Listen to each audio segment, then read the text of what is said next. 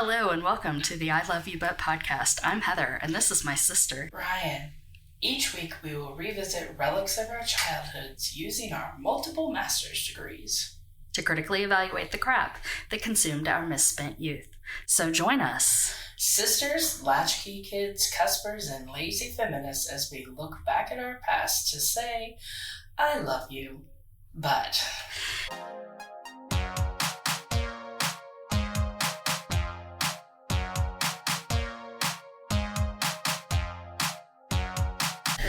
How'd you waste time this week, Heather? Hey. So I'm going to correct two of the British podcasts that I've previously mentioned, and I got both of their names wrong. Oh, nice. So the spooky one that I was excited about, and they were like new episodes in 2023, it came back. Oh, good. So weird being able to look at your face, like for real, when we're recording in the same space using the same mic, y'all. It's weird. Okay, so, yeah. Can you turn around? It's called Uncanny. Can you just put, like, a cardboard cutout around your face so you look like you're on a laptop? I now have to edit out your truffle shuffle turn. No, thank you. So, the spooky show is back. It's called Uncanny. Mm-hmm. And it's still spooky, so that makes me happy. And the other podcast that I've been listening to is That's Perfect. That's exactly what I need. Ryan Davis is a nerd. The other podcast I've been listening to is Films to Be Buried with Brett Goldstein. Oh. And I now have an answer for every one of his questions. Just in case I'm ever invited to be a guest on the podcast, I'll know exactly what to say. So, well done you. Yeah, I know. What a nerd. And then those weren't really wasting time. Arguably. The one that really was wasting time, I watched Transatlantic on Netflix. Oh, I've seen that. Is it not? No. Okay. No. Not I love our girl. Jillian Jacobs, whatever. Yeah, it looks pretty. It's not even pretty. No. Oh. Like, it's weird. It's not good. Yeah, the acting is not good. Like, all the background people, all the, like, intellectuals and artists and everybody that they were trying to save, those people do a great job. And if the movie were just them, it'd be fantastic. But it also would only be, like, 2 hours long, so... only 2 hours long? Well, it's a mini-series. Oh, yeah, that makes sense. Yeah. Anyway, what'd you waste time on this week? I was thinking about that today, and I'm just going to say that I didn't waste time this week, but my time was wasted this week at an all-day work session. So, is that work in quotes? I mean, we should have done work. So, I don't know. It's this group, and we've been doing this stuff for a while. And the last few times we've met, I have said, hey, we should do this. And they're like, no, it's fine. And then I tell our person who's in charge, it's like, hey, I think we should do this. Am I insane? And they say, no, you're right. So then at our last meeting, this person stood up and said, so if this and this, or the same, or this is exactly a repeat of this other thing, you should probably look at that. And they still didn't want to do it. What's fun about this conversation is that it's so vague. It's very vague just because I'm trying to remember that, like, I advertise this podcast to, like, Facebook friends and things. Yeah. So I don't want to, like, say anything about someone that they might hear because I forget that I'm a Facebook friend or whatever. But what's really fun about it is that I can just insert anything into there. So you can be like, I was at this all-day work meeting. Like, okay, where you're, like, running your drug business on the side. Yes. That's what the meeting was about. The meeting was about running our drug business. And the head boss, who I am Facebook friends with, counterfeiting money, does a great job.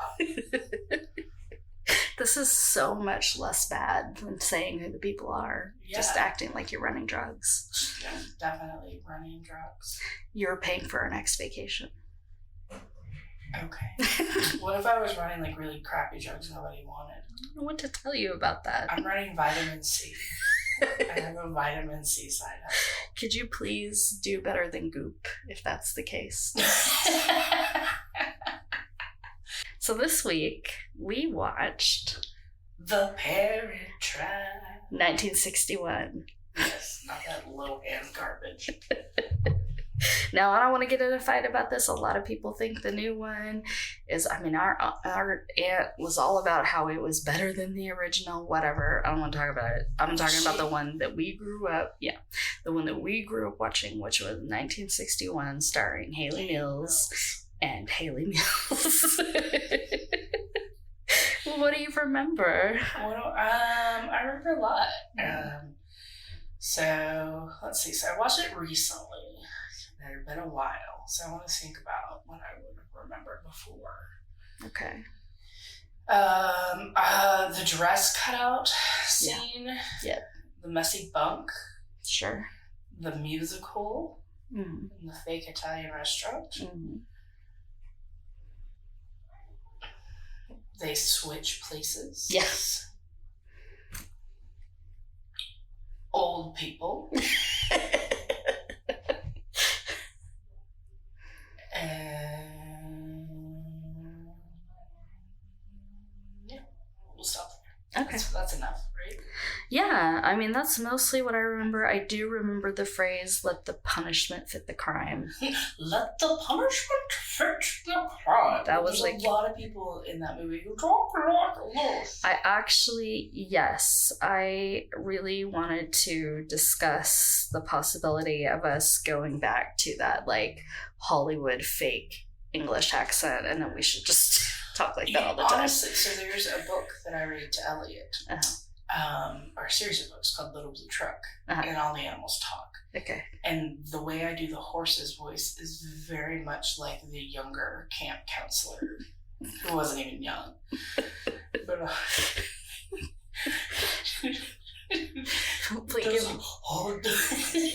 does his hooves make a clippity-cloppity sound when he runs? Yes, every time I do it. I've read stuff about that accent before. I don't remember it. Yeah, the horse, to me, that's what a horse sounds like, apparently. That's great. The thing that is indelibly imprinted on my mind from The Parent Trap 1961 is the brief moment, almost at the very end, where Maureen O'Hara is barefoot in the kitchen. And she steps up onto that little stepladder and she's reaching up to get something. And Brian Keith turns around and just catches her and is like, oh my God, I love this woman. And it's for me, that is the definition of sexy. It's an action combined with an intimacy of knowing someone. Yeah. And seeing them when they're not seeing you. And it's not overtly sexy, but that just to me is oh yeah, that's how to be sexy. Yeah, be in the kitchen and make stew. No, barefooted. Yeah, in a robe. Okay, it helps to look like Maureen O'Hara. Yes, it does. Although she was wearing a lot of makeup. Yeah, which I noticed. Is it still recording or did it stop? Oh no. Oh, no. I think it's okay. It's still recording. It's just moving very slowly. Okay. Yeah, it moved. Okay. Yeah, you can't, because they keep talking about how she's old or whatever. And I'm like, well, I guess she would have been kind of, because if you think about Miracle on 34th Street and then blah, blah. And then it was if you look at her neck, I was like, oh yeah, okay, because that's where your age is always going to show up. So yeah, and she's gorgeous. Who cares? She was whatever age she was amazing. But yeah, so I'll just kind of go through because I watched it today, so I have a lot of fresh notes. So that's the thing you remembered about the movie? Yeah, that was it. All the stuff you said, and okay. Let the punishment fit the crime. Yes. And Maureen O'Hara standing on the steps. I forgot what you said 10 minutes ago. I'm sorry. Was it 10 minutes ago? 2 minutes ago. We've only been recording for 18. We had a little throwback to our recent bonus episode. What? Annette Funicello sang the title song. It was a duet. Did she? Oh, okay. She and whoever the guy were filming on the back lot, so they stepped in. Come in here and, you're on break? Yeah. Come in and do this, because you're under Disney contract, so you work 24 hours a day. We are going to credit you and not pay you. Thanks, Yes. Annette. Bye-bye. Yeah. Here's some uppers. Yeah. Like, grab some cocaine from the commissary. It'll be fine. Oh, do you need to sleep? Mm-hmm. I love the mid-century modern animation at the beginning. With the little cherubs, the little bare-butted cherub angel babies. I should say that I did watch this movie with your 3 and 3/4-year-old son. Almost today. 4-year-old. Almost 4-year-old. Elliot, who we've talked about a lot. I am here in Lexington, Kentucky, hanging out. And he was watching it, and I think he thought the whole movie was going to be animated. So he got real disappointed real fast. And then I can't remember what he asked me what they were. And then I was like, I don't want to say they're angels because I'm going to have to like explain that whole thing. And so I was like, they're like cupids. And then it ended and I got out of it. But I was thinking about kind of why I think I like this movie so much, because I still enjoyed it very much. Yeah. It is a little long, but that's okay. Is that it's a comedy of remarriage as a kid's movie. And that's just kind of brilliant. Like, it's not two things you would necessarily think of putting together, but it wouldn't be strong enough as a kid's movie. And it wouldn't be strong enough as only a comedy of remarriage. Like, their friction, their chemistry isn't strong enough. Their dialogue isn't strong enough. But, like, together, they kind of make this sort of adorable little movie. I'll talk a little bit more about why I feel that way. Okay. The next line I have is about the junior camp counselor, who is a fully grown woman, and it is the most high-waisted shorts. Like, there was a second waist. Yeah. Above the waist. That actress was in so much, though. Was she? She's one of those that I feel like was in a lot of things as, like, always a secondary character. I didn't look her up just because I was like, well, that's cool. They've got like a coded lesbian hanging out with some real high-waisted shorts, so that's cool. I did like the first lunch scene where it was just stacks of white bread on the table. Yeah. I was like, is this my lunch? I was going to say, did it remind you of Grandma's? A little bit. I feel like that was dinner. Grandma's stacks of white bread. And some butter. Yeah. And it was just white girls eating white bread, drinking evaporated milk. That's what lunch was. Didn't they have ice cream too? Or was that later? That was later. That was later, after the sisters reconcile. They have ice cream. Oh, yeah. Elliot did ask me about the ice cream. He was very interested in that. Of course he was. What kind of ice cream is it? It's popsicles. No, one was a popsicle and one was like a hot fudge sundae. And I was like, I think, Elliot, that you would like the fudge sundae. He's like, yes, I would. Like, I know. Yes. Oh, my Lord. Poor little sugar addicted son. And then that boys' camp director at the opening lunch was so goofy. I just couldn't believe that the girls were interested in boys at all. Like, they should just look at him and be like, no thanks. Oh, the actual teenage boy who was like... No, he was whatever. Oh. I mean, the old man with he had the arm hair up to his elbow, and then there was this gap where his shirt ended, where it was like... But did you just shave that part? Wait, what do you say? You expect him to be like, well, if that's what boys turn into, ew, I don't like boys? Right. That requires that teenagers have the ability to look into the future. Well, then later when Sharon, the California one, has all the teen heartthrobs pasted on the wall. I was like, oh yeah, they know it's not just that guy. Okay. Yeah. He's just there for comedic effect. 100%. Yeah. Demerits made me laugh. Did we want to go to sleepover camp? Did you want to? I feel like I definitely had a romanticized thing about sleepover camp, sleepaway camp. even with watching The Parent Trap like 100 times. Yeah, I mean, probably because of watching The Parent Trap. But then it's like such a weird thing because I didn't know anyone who did that. Right. Yeah. You know, like camp for us was like day camp. Well, yeah. And Sharon like flew from the West Coast to go to like the future white lady and white dude camp of America. Like, did it have a name for the camp? It did. I Camp don't remember. Onawani, or did I? No. It's like Camp Ice Pick or something. I don't remember.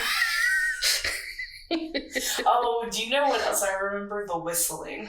Oh yes, the whistling is famous. Apparently, it was like Bridge River Kwai. Yeah, it's like a parody of that or something. So that's cute. Yeah, I remember that.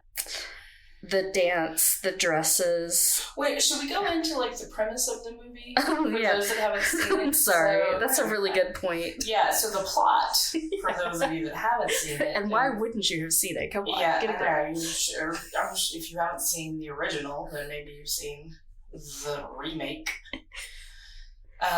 We destroyed Lindsay Lohan as a society, so let's be nice about the movie because.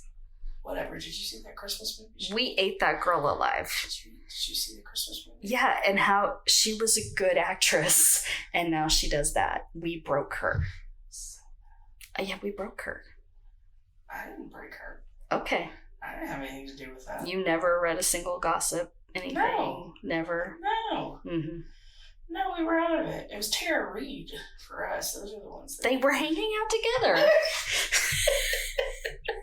Well, in the article is Lindsay Lohan turning into Tara Reid. Yeah. And Mariah was like, am I turning into Tara Reid? Yes. No, I think Tara Reid's turning into you, friend. Anyways, so you have two girls who go to camp. Yes. And they look like exactly alike. One has short hair, one has long hair. Their names are Sharon and Susan. Susan is from Boston. She doesn't talk like she's from Boston.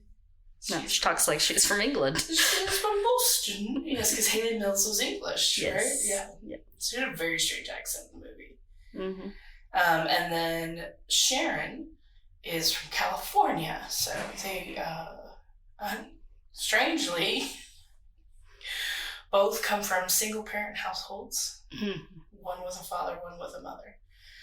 And decide to hate each other because they have the audacity to show up at camp with each other's face. I think it was they get like vicious fast, y'all. Like if you've not seen this, like they are hard. They go for the jug like quick. Yeah, like it does.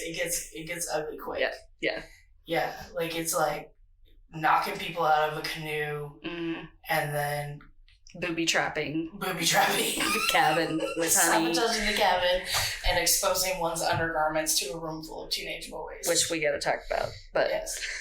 Yeah. So eventually they get put into solitary together. They figure out, oh wait, they get thrown in the hole.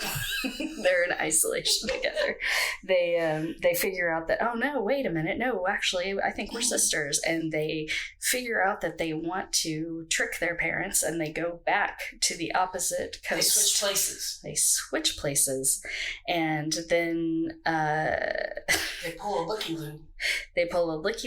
And then kind of with the idea of trying to get their parents back together, and then as the movie progresses, that becomes very much the main plot point, is getting the parents back together. So it's like two movies together, honestly. Yes, it is. Which is why it's so long. Partially. Yeah. They could have edited. It would be fine. Yes. The dress cutting at the dance. I love it. Is a nightmare for me. Do you know why I love that scene and why I remember it? Please tell me. Because they bothered to cut around the bow. Well, they didn't want to mess up the bow. But, like, they didn't just cut a square. Like, they cut the, like, there was this big bow, and it had ribbons hanging down. Uh-huh. And so they cut out the back of her dress, which how you don't know that's happening, right? And then so they go up, and then instead of just cutting, then they like go down and like follow. It was ridiculous. Yeah. And man, those were some big underpants. I think that's true to the times. I know. And definitely they would not have shown them if they had not been. Well, yes, I understand. I was real surprised there wasn't like a slip situation, but it wouldn't have been as embarrassing. Yeah. So you know how people have anxiety nightmares that they leave the house and they're naked? Yes. I have anxiety nightmares that I leave the house without my shoes on. And I'm in a public place without my shoes on. So this for me is like literally if I'm ever wearing a skirt or a dress, every time I go to the bathroom. Oh, you're like double checking. It's like 30 seconds of me making sure that like everything's my down. skirt is not in my underwear. Like, yeah. It's happened to me one time at Buc-ee's. What would you do if you had an anxiety dream that you were naked? Probably have a heart attack and die in my sleep. Because I have that dream a lot. Like a lot. If anyone listening to the pod has any suggestions for how to fix me, please let me know. I'm basically Cameron from Ferris Bueller's Day Out. Some vitamin C? I hear it's really hot right now. It's so hot. I've got a really great supplier.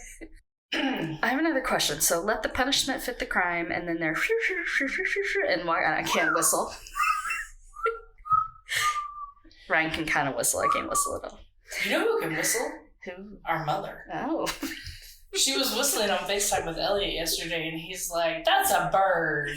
Wow. She sounded just like a bird. She did, but he could see her whistling, so I was like, "Hey, Mom, if you're listening to this, which you aren't because you have no self-esteem, you're really good at whistling. You're a great whistler, Mom. Put that little feather in your cap." If you were a mountain that people skied on.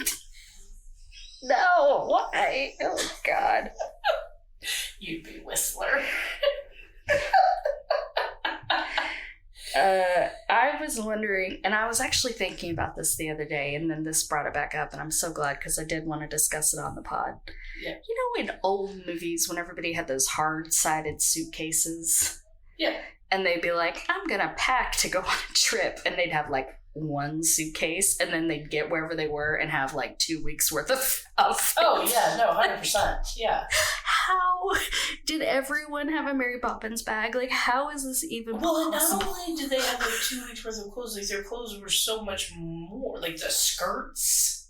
Well, the skirts actually aren't that right. It's the underneath. Yeah. So you just have one of those, right? And then your dress doesn't take up that much space, but yeah. The shoes, the hats, the gloves. Well, they had hat boxes, so. Oh, it was the hat boxes, yeah. And they did have multiple suitcases, but not enough to explain the amount of clothing that they remember that luggage set Mom had. Yeah, I know. It was like big, giant, medium, small, makeup suitcase. Right. And where did she ever go? All right, here we go. Did she ever go? Oh, you're not listening anymore, Mom. Just killed. Take that feather right out of your cap. You're a great whistler, but you never went anywhere. And if you would just get on anti-anxiety medication, you could. She went to, not Rio, where was it? Reno? Reno.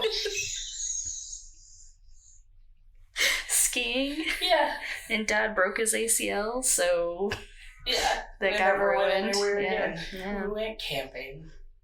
We did. So anyway, so they're being marched over to their little solitary isolation confinement, and they get stuck together, and they're grumpy, and then it rains, and during the rain scene, they start to figure all these things out and figuring out whatever. Yeah. And what I found was interesting in this was that the way that they talk about their parents, like, nobody likes their parents that much. Like, the way they oh my god, yeah, they're both, oh, Dad is fabulous. He's the cat's pajamas. And she's, like, grabbing her head, like how she does that, like, when she's playing. Which, I get it, like, first of all, to have I don't know how old she was when she made this movie, like 13? Sure. Yeah.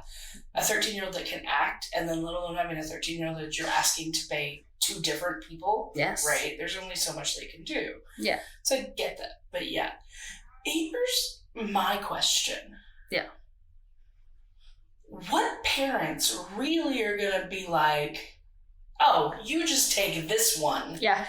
I'll keep this one and just forget the other one exists. Yeah, they King Solomon that shit. Yeah.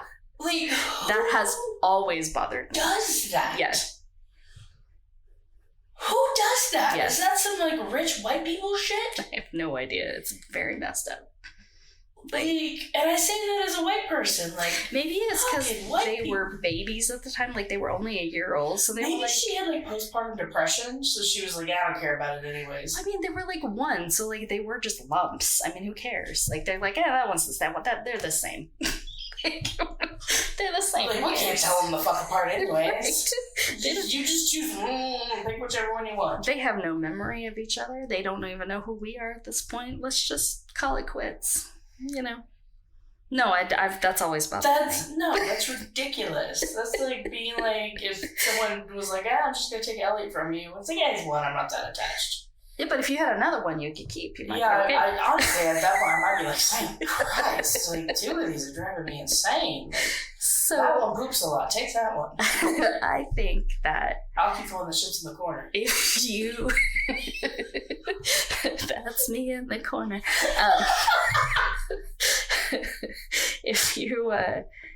If you are separated at 1 year of age from your twin and taken across the country and you never get to meet that twin again and you don't know your other parent, I think that's what makes you the kind of person who calls your dad dreamy. Because that is something that Sharon does. And what about twintuition? Yeah, I thought, well, they kind of covered that with the Goosebumps or whatever. But, oh, yeah, that's true. But like they didn't have it. I don't know that people knew about that then. About twintuition? Right. That's a word I just made up. In 1959-ish. You keep saying different times for when this movie It was released in 61. Oh, okay. I thought you said 67. No, 61. Okay, fine.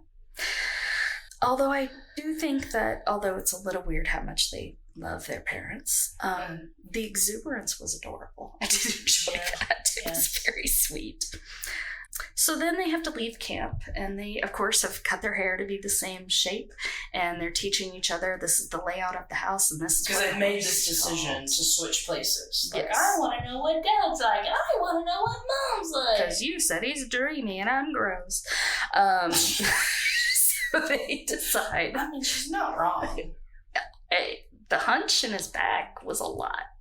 I mean... The poor man's John Wayne. Like the Hunchback of Notre Dame. Watch it again. He does not have he's not like... He is. He's not Quasimodo. It's a lot. It's fine. It's from hard work. Is it? From ranching. Okay. He's a rancher. All right. A millionaire rancher. Cows aren't cheap, baby. I do want to say, again, with, the Haley Mills doing a wonderful job of portraying 2 different individuals. The visual effects for that were really quite good, which I think was why it was so stunning. Yeah. When they moved on location, quote unquote, and the visual effects were so bad. Like the fake driving and the walking down the pond. Oh, yes. It was so bad. Yeah. But that's fine. I got a laugh about the girl whining about having to leave her pet skunk behind before we leave Camp Ice Pick completely. I don't want to leave it here. I love Grandpa. I love that smelling to make a memory. It was perhaps a bit too much sniffing to be appropriate. That's something I can totally see Elliot doing too. Yeah. Hopefully not that much. No. But peppermint and tobacco, that's very, very sweet. I also... Can we... Hold on, though. Yes. Okay, go ahead. No. So what is it, like, I feel like this is a trope of, like, the cranky-ass, bitchy grandmother. Yeah. And the super fun-loving grandpa who's so wise and knows what's going on. Yeah. What's that? What's that about? Why grandma's gotta be a bitch? Maybe they were. I don't know. Ours was. But our grandpa wasn't like... He was kind of fun. He took us fishing and we drove the golf cart. He was his version of fun. No, I'm not saying he wasn't fun, but he wasn't, like, lovable. No. No. But, I don't know. He wasn't eccentric.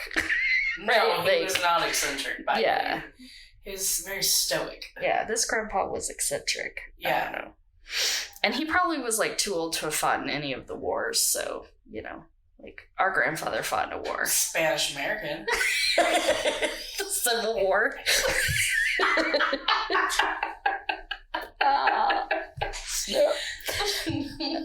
I did think that not only did they, you know, they express their love so exuberantly before they met their parent, and then as they meet the other parent, they fall in love with them. Yeah. And I kind of love that and how they were so scheming. I mean, I was thinking about this movie and I was like, well, part of the reason I think it has such an appeal for me is that it really is romantic. And it's not sexual, it's romantic, right? Like the girls kind of fighting and then, you know, figuring out that they like each other and falling in love with the parent that they hadn't met. And then, you know, then the parents falling back in love. I mean, there's just like a lot of like romance with like the scheming behind it and the playfulness and those kinds of things. And so I think I did enjoy that a lot. But then again, it's like the reality is, like, what kid isn't going to be like, fuck you? You know, like, there's no animosity to having been just tossed aside. There was a lot of screaming. I actually wrote, like, maybe part of the reason we're so shouty is because of all of the shouting in this movie. And it really hit me because I was watching it with Elliot, and so I was more conscious of, like, what was happening on the screen to make sure that it wasn't something that's going to, like, break him, like the stuff that we watched. Yeah, I mean, because there's two different slaps. Like the girls slap each other at one point. Oh yeah. And then later on, the the girlfriend from Sound of Music shows up, and she slaps one of the girls, you know, and then of course the maid from White Christmas also makes an appearance. So there's a lot of tropes going on, but yeah, I mean there's slapping and there's yelling and there's a lot of fighting, and I thought, you know, there's conflict in the stuff he watches, but not like that kind of physicality and the screaming, you know. I don't know. Who knows what he watches when he's at the farm? Well, that's true. I don't know about that. So, but yeah. I have bathing suit envy. Oh my gosh, the bathing suits are so cute. That black and white one was like black with a white trim on it. Yes. Yeah.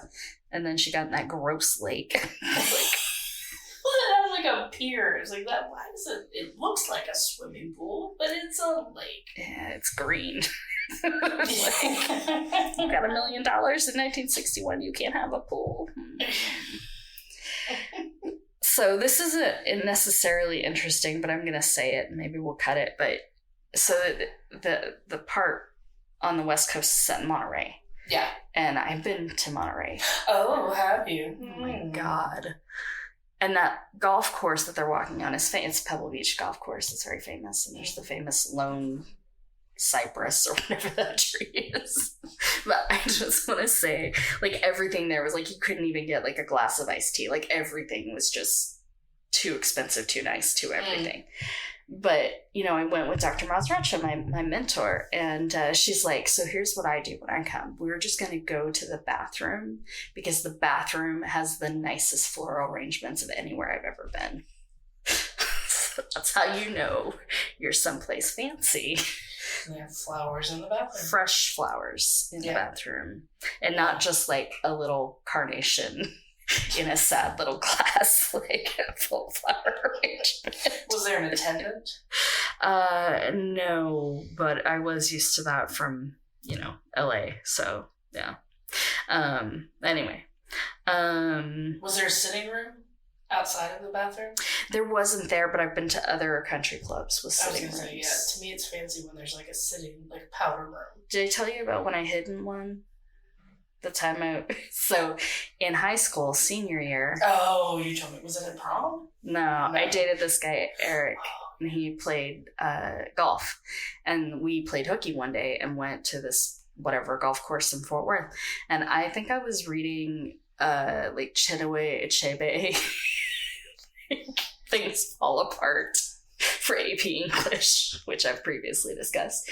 And he was playing golf, and I was like out in the main room, and there were all these women, and they were just like, bah, bah, bah, brunch. And I was like, I can't handle this. So then I like went to the bathroom, and then I figured out there was this like little ante room in the bathroom. Like, yeah, I can totally hide in here. So I was sitting there reading my book, and then these two women come in, and they're like, you know, putting their face back on because they peed, and their face fell off. So obviously, like, talking to each other about their maids, and like, well, there's always something they won't do. They won't do laundry, or they won't do this, or they won't do that. And I was like, please kill me. Please read Chinua Achebe and stop talking. Like, I can't. It was so awful. That was your Rory Gilmore experience. It really was. Before Rory Gilmore was a thing. Yeah. Anyway. Rich people are great. Okay. Yeah. Speaking of the conniving women with their fake voices, the mom and the girlfriend at the golf course. Mm-hmm. The community property law. That's so great. Mm-hmm. I will say that intentionally misunderstanding people is really funny. You laugh a lot. Like, every once in a while this thing comes up where it's like, when people tell you crazy conspiracy theory, just push it even further. So they're like, they faked the moon landing. You be like, you believe in the moon? That's what they did to this whole movie. It was great. Yeah, that's like some very good gaslighting. Very, very good. So one thing about this movie that I never really thought about before, because I haven't seen it since I was, I don't know, a teenager, I guess. Yeah. It was filmed in Technicolor. And the Technicolor is luscious. It is very luscious. It is. The yellows in particular were just like, they put a ton of yellow in, and it looked fantastic. Very lovely. The green of the lake. So the green. red of Maureen O'Hara's hair. It's true. And the lusciousness of her and his bathrobe also. I mean, that bathrobe looked comfy as hell. Yeah, they wore a lot of different robes, and that was definitely the best one. Yeah. I think that look too also kind of had like an influence, you know, in your brain. In my gender refusal brain was like, make a note of that. Wear big oversized comfy man's robe. Yeah, do that. That should be a good thing. Yeah. Yeah. And I was. Can we just hold on? So can we talk about back when the mom, what's her name? Maggie. Mm-hmm. And Mitch is the dad. So when Maggie and the Hunchback of Monterey. Millionaire Hunchback of Monterey. Mitch, the Millionaire Hunchback of Monterey. Let's make our new sequel. Oh, you say new sequel because you know there's a sequel. Oh, is there?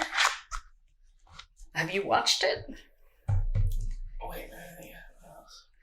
Are you thinking of the remake? No, I'm not thinking of the remake. Are you thinking of Saved by the Bell when Haley Wells was on it? No, I'm not thinking of Saved by the Bell when Haley Wells was on it. I'm thinking about, I swear there was a sequel when there was three sisters. There were triplets. Oh. And Haley Mills was like their aunt. Oh, wow. And I think the trickery part had to do with like boyfriends or something. Oh.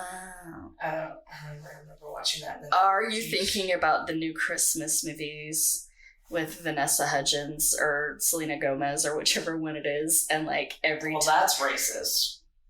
I'm sorry. I don't know. And every Christmas, Latina, right? Every Christmas, she plays another like they just keep multiplying how many of herself she's playing. So she's like a princess and a New Yorker and like a sassy cousin, and like it's on like year 3 and she's playing like 5 different versions of herself. Okay. The Parent Trap 3, 1989 film. Oh wow. No thanks. Yup. I'm sorry, you wanted to talk about something interesting. What was that? Tricky teenage triplets try to match their father, Barry Bostwick, with an interior decorater, Haley Mills, who has a twin. So she wasn't their aunt, she was their stepmom. So, look at that. Is Haley Mills still alive? Yeah. Alright. But I was like, Do you remember how, like, one of their things was, like, or when Sharon was being Susan. Racist. You're racist against white people. Everyone knows that. They all look the same. White people all gotta look the same. Why do these two white girls have to look exactly alike? They were the same person. Whatever. Like, the mom was always busy, but she didn't have a job. Yeah, I did think about that. Like, it was all society. Yeah, Cher Susan was like, "Can you spend some time with me?" Yeah. Like, and she's like, "No, I'm busy. I gotta go to the luncheon." The Red Cross, yeah. Yeah, and like the grandma was all like, nobody had a job. They had a job. That's a job. You just don't respect it, but it's a job. They didn't get paid to go to work.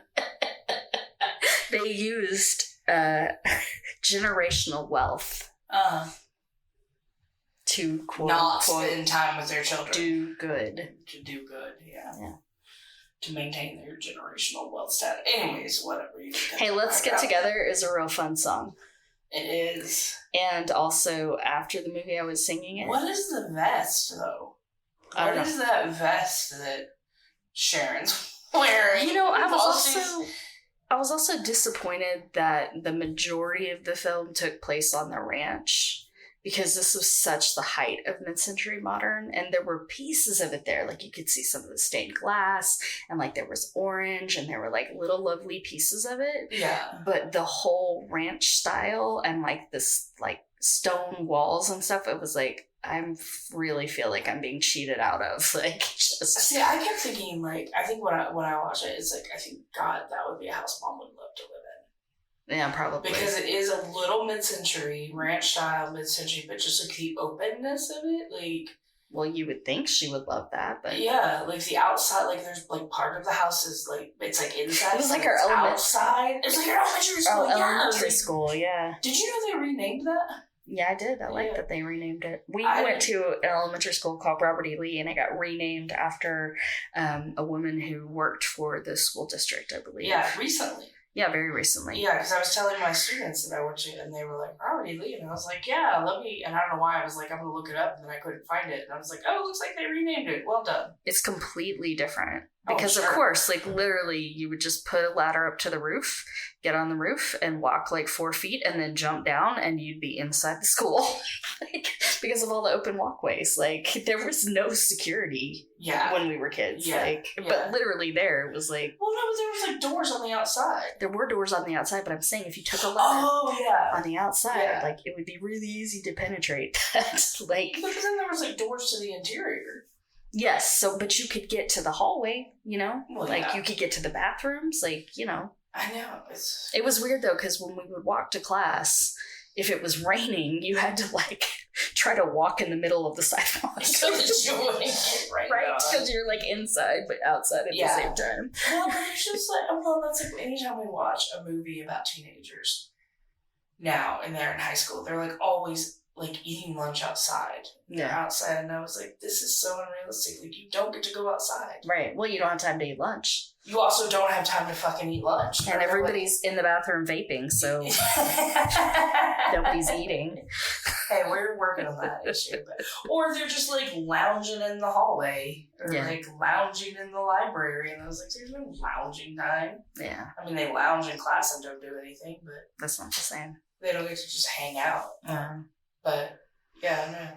What were we talking about? Yeah, the house. I liked the house. I don't want to live there, but I thought it was really pretty. I wouldn't want to live there. And again, I mean, Mom would love it because it's like a place you couldn't actually raise a child. Like, it runs into the wall. Uh-oh, get it a new face. Like, unless you wanted to be a rock climber.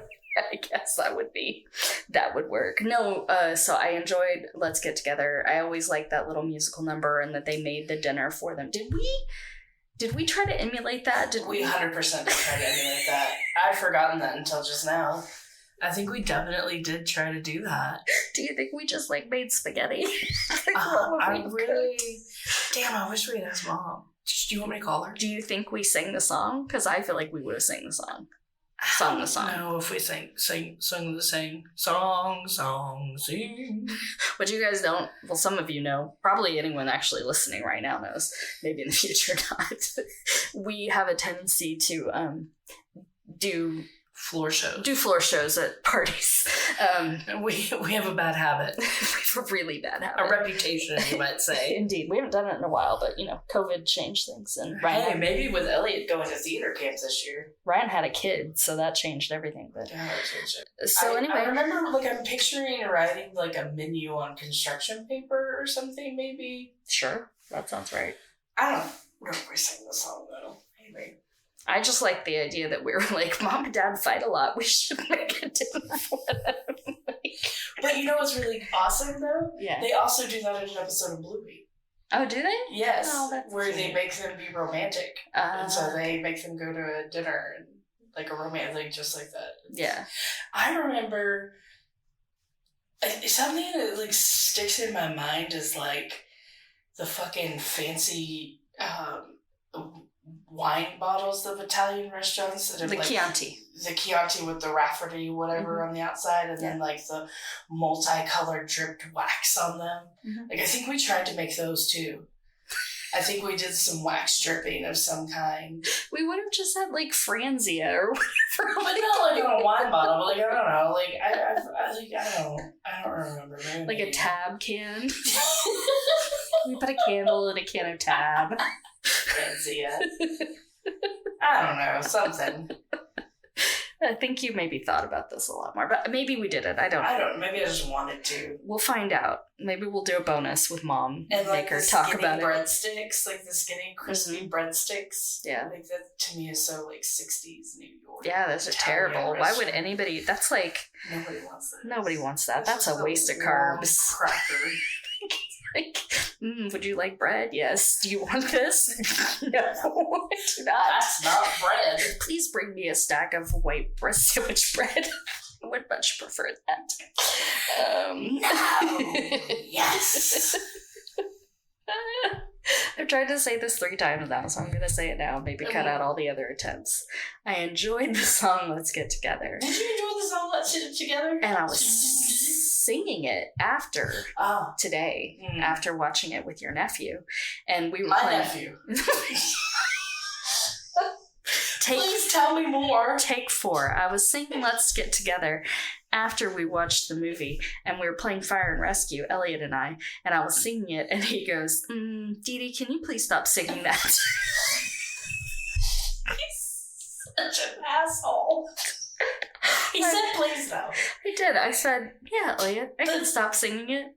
And I did, and then I just started singing something else, but he didn't mind that. That's nicer than when he just puts his hand over my mouth. He did. Or puts his hand over his ears. When he was fighting sleep, while I was watching The Parent Trap, he did get a little bit excited, and he played the Bluey game where he was a crazy pillow and a crazy blanket, and I was kind of playing with him and still trying to make notes on my phone. And then he got upset and he threw his milk bottle at me, and it came close to my face. His milk cup. It's bad that he's drinking a bottle when he's 4. Yeah, it's not worse that he's throwing it at my face. So I shielded it and I looked at him, and I want the microphone to just pick up my fart. Sorry, y'all. We're gonna get out of this enclosed space real fast, y'all. Anyway, I saved my face and saved my glasses, and I looked at him and I said, "Absolutely not."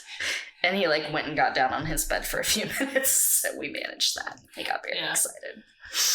That will not happen again. Absolutely not. Yeah.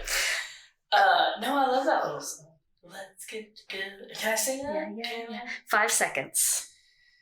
You don't even know the words. Yes, I do. Every day and every, though we haven't got a lot. Cha-cha. 5 seconds total, or can I stop and sing it's another 5 seconds now? 5 seconds total. You have... This chair is squeaky, y'all. I've been trying not to move. How about we go get together with my nephew Oh, are we done? And go and eat some dinner. Ryan's upset that we didn't talk about the sticks. So, for those of you who are waiting for us to bring up the sticks, we're talking about the sticks now. You gotta use the sticks to scare off the cheetahs. Is it cheetahs? Mountain lions? Whatever. Yeah. Same thing. Mm-hmm. Yeah, you click 2 sticks together. That's right. It was fun to go back and watch The Parent Trap today. It was. With your with my nephew. With your nephew. I'm really tired. I'm glad you had fun with my nephew today. I'm glad I still enjoyed it. I did laugh at things. I enjoyed it a lot. Did you enjoy it? I don't have any other words. Thank you. That's it. Did you enjoy the song? Thank you. That's it for this episode of I Love You, But join us next week when we discuss Arthur. But not Arthur 2 on the Rocks. Just the original. Or not the cartoon Arthur. Yes, sorry. The Deadly Or Arthur. the Russell Brand remake of Arthur. Nope, not watching that. Die in a fire. Hey, about this episode, though, what made you laugh? What made you cringe? What did we forget other than the sticks? What should we talk about in future episodes? We want to know your thoughts. Find us on Instagram at ILoveYouButPod and on Twitter at ILoveYouPod, or email us at ILoveYouButPod@gmail.com. Listener email and comments may turn up in future episodes. Has anyone emailed us yet? No. Be sure to rate, review, and follow I Love You But wherever you get your podcasts. Hey, I think they'll let you do like a 5-word review, you know? You just be like, they haven't ruined it yet. That'd be a great review. Ain't too bad. 4 stars. I've listened to worse. If you want an A in Miss Davis's class, nope. Do your work. Not pay for play. Well. Yeah. So, yeah. Thank you for listening. Truly, we do appreciate you. I'm Heather. And I'm Ryan. And we send you lots and lots of conditional love.